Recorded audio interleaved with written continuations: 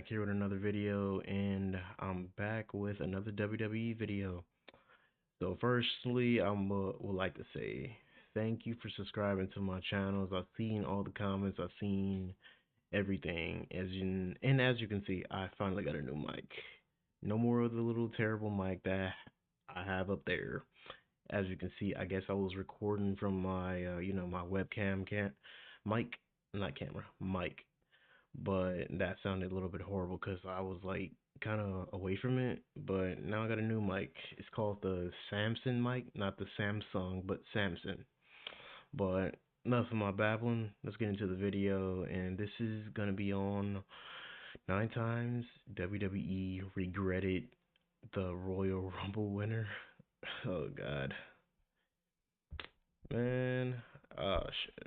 Times WWE instantly regretted the Royal Rumble winner, Edge, in 2021. When Edge won the 2021, or the COVID Royal Rumble as some call it, fans were very pleased.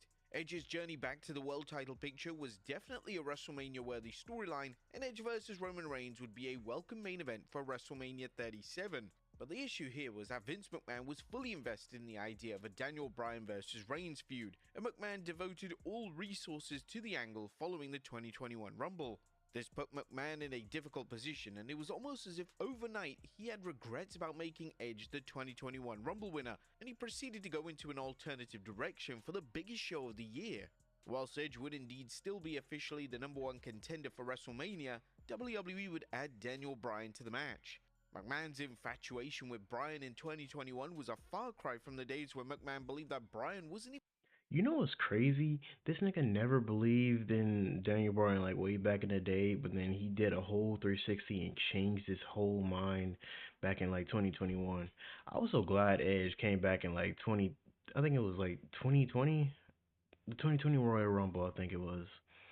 And I was so glad that he came back and did his little thing, and we was just eating back then. Pause. We was just eating back then, like off of just like wrestling returns. Everybody was just returning back then. But then, like, I wish he won the Royal Rumble like from the other one instead of this one. Even a main eventer, as he was now changing the WrestleMania main event plans to incorporate one of his favorite stars. The triple threat match received universal praise from fans, and the singles match between Reigns and Edge would eventually go down at the 2021 Money in the Bank event. Charlotte Flair in 2020. One of the common complaints relating to WWE during Vince McMahon's final few years in charge was that every major decision seemed spontaneous and the company lacked any long-term storytelling. In 2020, the initial plans for the 2020 Women's Royal Rumble were going to see Shayna Baszler win the match and challenge Becky Lynch at WrestleMania 36. McMahon would change these plans and instead go with Charlotte Flair. This led to confusion amongst fans, as it was unclear where Flair would fit in the title picture at WrestleMania, and WWE creative were also confused, as it was even claimed that the two respective main roster title matches were set for WrestleMania. It's likely that McMahon got cold feet in relation to Baszler, and he opted for the safe choice with Flair. The problem was that McMahon was then tasked with placing Flair in the title match, and he decided to move forward with Flair challenging for the NXT Women's title, which was suddenly being labelled as an equivalent title to the main roster's championships. When it comes to Flair's win, it wasn't necessarily a case that WWE regretted. I'm not gonna lie, Charlotte Flair is who she is, but I'm just so always getting tired of her. I'm getting tired of her just like on another level. I'm glad she's coming back recent times and just like not getting so heavily pushed. Like she's a great, I get it. But like I don't get like why she was just so much like shoehorned into everything. I don't know why Vince had like a whole problem with Shayna Baszler being like this whole destroyer. She was doing good in NXT. I don't know why he just couldn't believe. He needed to give people a chance back then. He, I mean, I'm so glad we're in a Triple H era. I mean, Triple H doing some wrong stuff, but like at least he's doing his best to just like push every wrestler consistently. Rest of the booking call, it was more of a case that her win created nothing but headaches for the creative team. Lex Luger in 1994. And whilst it was clear that WWE wanted Lex Luger to be the next top babyface in the company, there was always some hesitation in going all the way. At the 1994 Royal Rumble, WWE would decide to have both Luger and Bret Hart win the respective matchup. As a result of this historic booking call, both men would challenge for the WWE Championship in two distinct singles matches at WrestleMania 10. Now Luger would fail in his attempt to become WWE Champion at WrestleMania, whilst Hart would be successful and would close out WrestleMania 10 as WWE Champion. WWE realized in the matter of weeks after WrestleMania that Hart was the right guy to carry the company, and that the Luger experiment was never going to succeed. In hindsight, WWE should have proceeded with the solo Rumble win for Hart, yet there may have been a glimmer of hope that Luger could finally attain the popularity they desired. Shinsuke Nakamura in 2018. Shinsuke Nakamura winning the 2018 Rumble was a huge deal, and it was a sign that WWE were going to push Nakamura heavily as they approached WrestleMania 34. Nakamura vs AJ Styles was a certified dream match for WrestleMania 34, and fans were convinced that the match was destined for the main event slot. However, just weeks after Nakamura's world title win, it became apparent that Roman Reigns vs Brock Lesnar was going to be the main event of the show. It was almost as if WWE wanted Reigns to win the Rumble, but they didn't want to have the crowd to have a negative stance on the victory. This theory. And bro, I was so disappointed with the Shinsuke match, man. Like this dude literally just kept hitting AJ in the balls, hitting AJ in the balls, and it went on and on for about a month until they got into their other pay-per-view. Like, bro, niggas just had to ask, was AJ balls doing okay? Pause. But what? I don't know why he had that angle booked for Shinsuke. Shinsuke would have did good. I think they should have pulled the trigger and like made Shinsuke the champion. Like another stupid moment. Was supported by the fact that Nakamura didn't win at WrestleMania, and he never managed to capture the WWE title in his numerous attempts throughout 2018. Rey Mysterio in 2006. And there were a lot of staff members backstage in WWE that were fully behind a Rey Mysterio push in 2006. Mysterio was insanely popular, especially with the younger demographic, and a lot of internal people in WWE believed that Mysterio had the tools to be a main event star.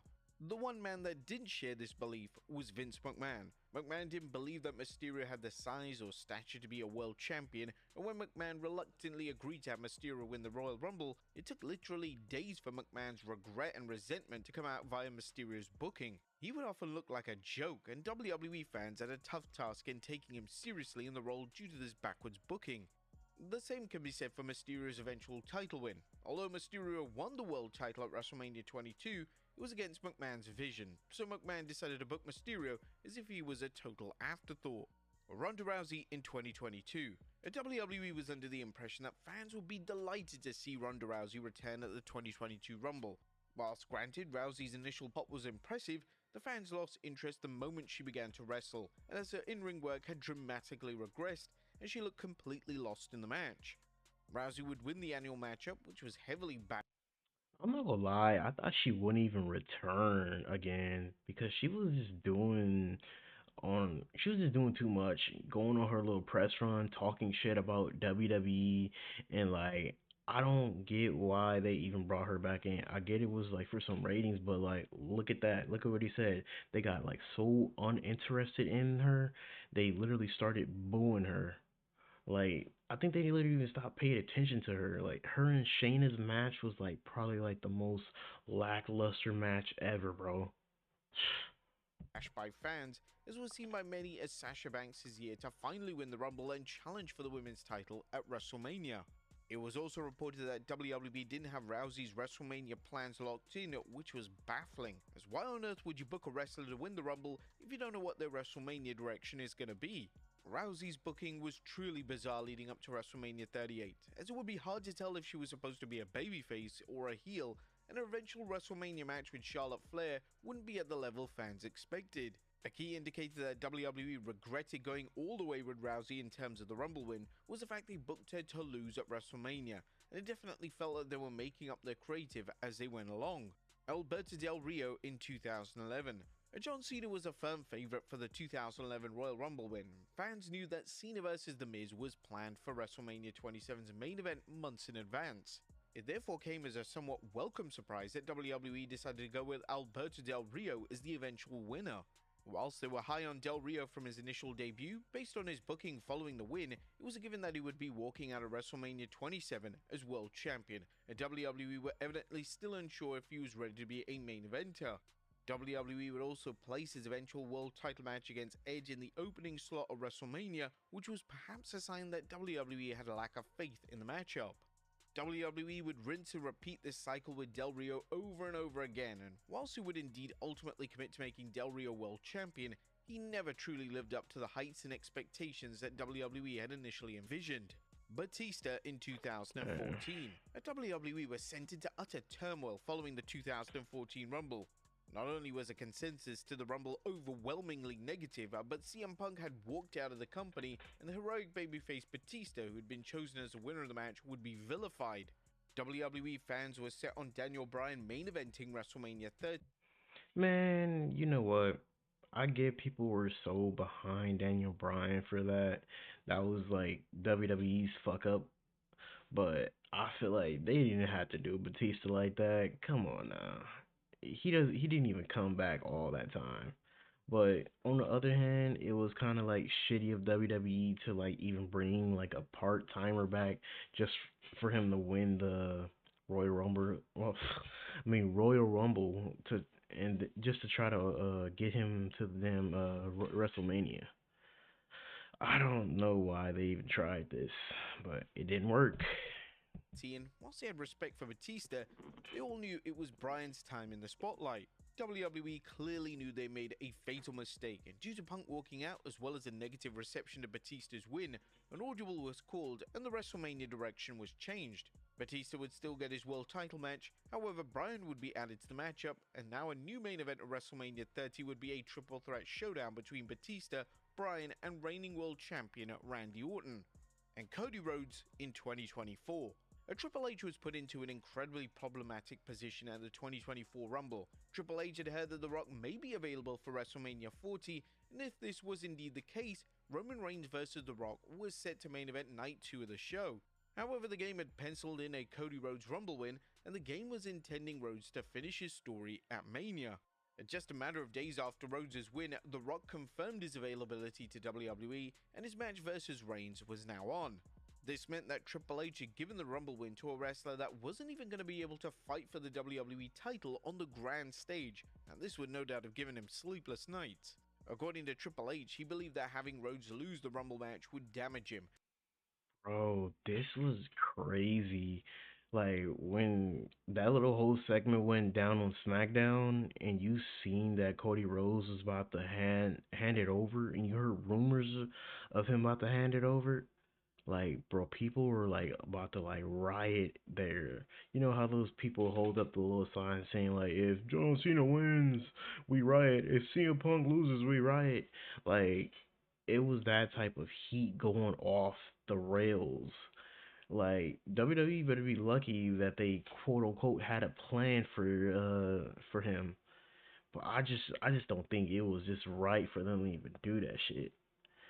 Bro, you even had like people discussing that's like not normally a fan of WWE. You had people posting on like main channels like Complex, probably like regular like social media stuff that's going around Instagram and stuff, around the world, Twitter. Bro, it was just so big to even just discuss Cody Rhodes being the like the person to face Roman Reigns and The Rock taking his place.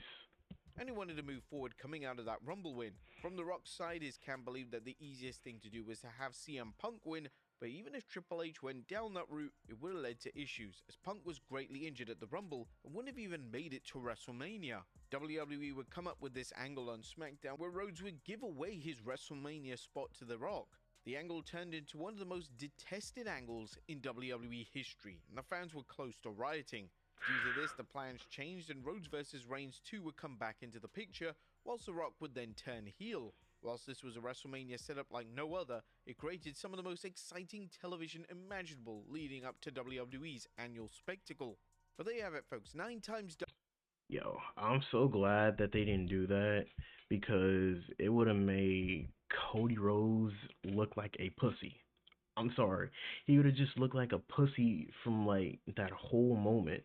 There's just no way you just about to just like let this nigga rock, like shake this nigga hand and give him a hug and be like, next time, my nigga, next time.